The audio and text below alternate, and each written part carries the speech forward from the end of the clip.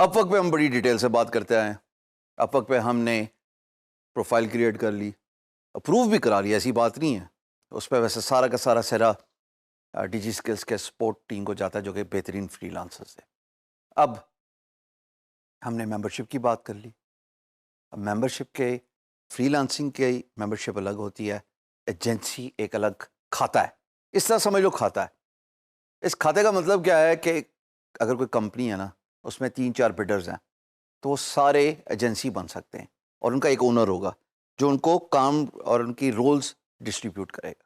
مثال کے طور پہ میں چاہتا ہوں کہ میں بڑے اسکیل پہ کام کروں, میری آرگنائزیشن, میری ایجنسی 100 بڈس کرے ایک دن میں, اور ہوتا ہے.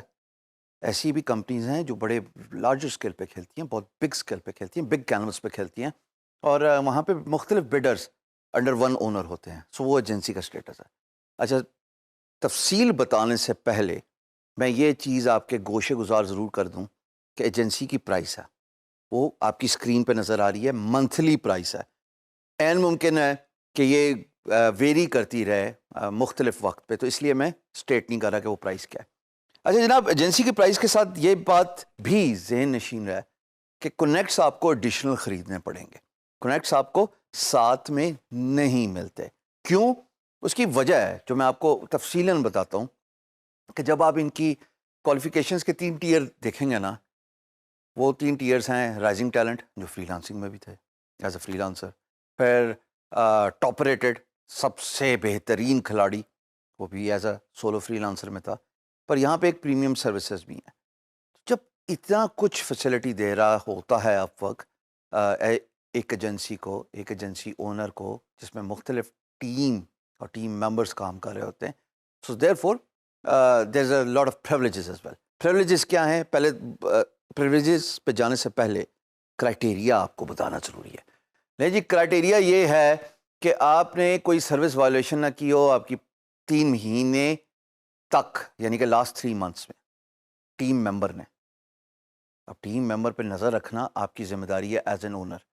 آپ ایز اے اونر آپ کی پروفائل 100% کمپلیٹ ہونی چاہیے, یعنی کہ 99% بھی اگر آپ نے ایک پوائنٹ مس کر دیا تو آپ کو ایجنسی اسٹیٹس نہیں ملتا, چاہے رائزنگ ہے چاہے ٹاپ ریٹڈ ہے. اور یہ پریمیم تو خیر بات ہی لگ ہے نا, اس کو تو میں بعد میں ڈسکس کرتا ہوں. اچھا جی, اور most importantly agencies first contract on Upwork was more than 90 days ago. تو یہ جب آپ کو پریولیج مل جائے گی تو آپ ٹاپ ریٹڈ بن جاتے ہیں.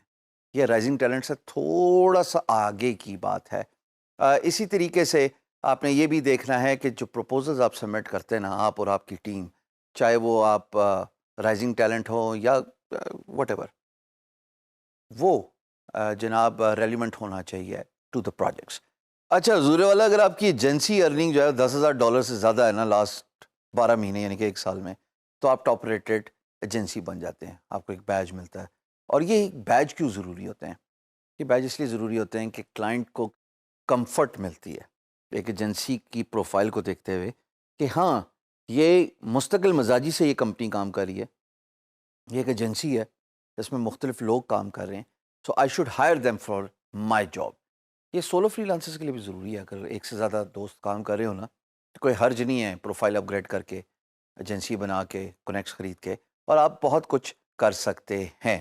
ٹھیک ہے جی. اس کے بعد آپ کو بیج تو مل ہی جاتا ہے, چاہے آپ رائزنگ ٹیلنٹ ہو چاہے ٹاپ ریٹڈ ہو, اوپر والے کرائٹیریا اگر آپ فلفل کر دیتے ہیں. اس کے ساتھ آپ یہ دیکھیے گا کہ رائزنگ ٹیلنٹ کو جناب 1 ٹائم بونس بھی ملتا ہوتا ہے, 60 فری کنیکٹس ملتے ہوتے ہیں.